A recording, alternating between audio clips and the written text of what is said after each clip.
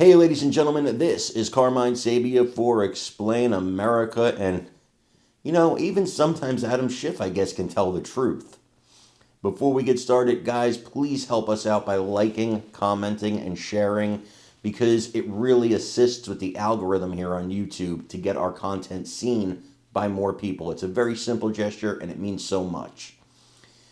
So, Adam Schiff, in my opinion, is a world-class liar, a world-class jerk, and a world-class liberal.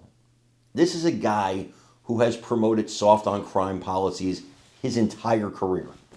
His entire career, soft-on-crime policies, straight across the board.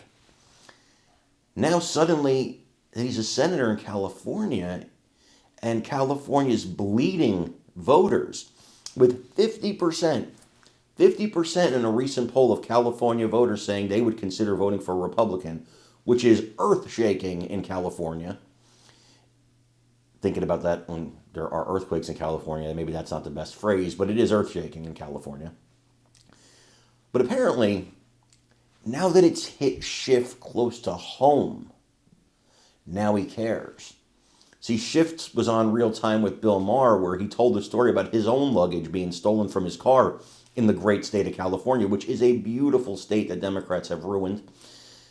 And then he told a story about being in a Target where he had to get a cashier to unlock shampoo. This is what soft-on-crime policies have done. This is what policies that do not punish you really in any way unless you steal items over $950. This is what happens when you don't punish crime. Shocker, you get criminals. And what he said during this, what the Target cashier said to him, was eyebrow-raising. I want you to watch this video and let me know what you think in the comments. Right? Yeah, exactly. Meanwhile, out in California, Adam Schiff claims that he had his luggage stolen and tells a story about going to a Target and to get new luggage and having a conversation with a cashier that kind of concerned him. Watch this. I was in South San Francisco 2 years ago after I had an experience in the city that all too many people had when my luggage was stolen out of my car. That I went to this Target in South San Francisco, 10 o'clock at night, and I'm getting the toiletries I'm going to need for my next 2 days in the city. The cashier asked me if I want one of those Target bags with a little bullseye on it. And I said, yes, that Target bag is going to be my luggage for the next 2 days. And she asked me what happened, and I told her, and basically said, in not so many words, yeah, Democrats are and I thought, if the cashier in South San Francisco at 10 o'clock at night believes that Democrats are because the shampoo is locked up and my stuff got stolen out of the trunk, we've got a major problem that we have to address. I think you call Houston, we have a problem. That's an epiphany. It's like he should write a book about it. The moment I saw the light that Democrats in my party, of which I am a leader and a strong voice, should finally do something about crime.